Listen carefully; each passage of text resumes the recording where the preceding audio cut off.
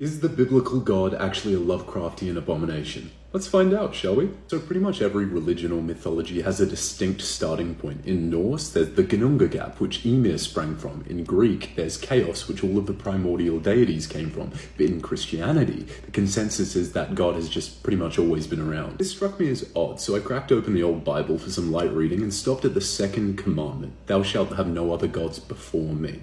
On the surface level, this just seems like God wants to be the foremost God in people's worship. But what if we take it more at face value, that there were literally other gods before God? Either way, this commandment still implies the existence of other gods besides the big G's. But going with the latter interpretation, you have to wonder why God doesn't want us to know about them. Is he just insecure, or does he have a better reason? In the Lovecraftian mythos, gods aren't the lovable scamps that populate other mythologies, but rather unknowable eldritch abominations that inspire madness. And well, you can probably see where I'm going with this. What if the Abrahamic God is one of these ancient deities, but with a conscience, and he's trying to protect humanity from his brethren like Azathoth and Yog-Sothoth, because he knows that even knowing of them would inspire madness? Characters in Lovecraftian stories are basically typified by their descent into madness the more they learn about these eldritch entities. This aligns with what prophets are too, but less spooky. Not to mention cultists, disciples, tomato, tomato,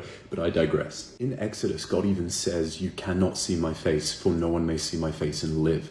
All these Lovecraftian gods turn people insane when looked upon. Not convinced? Just take a look at the biblical descriptions of angels like the seraphim. Terrifying. Not to mention the Nephilim, the offspring of humans and angels which God purged with the Great Flood. And also when God sent a human version of himself to earth to be a blood sacrifice. So what if all of God's rules, strictures, and commandments aren't in place for selfish reasons, but so we don't stray too far with our worship and accidentally awaken the slumbering ancient gods that came before?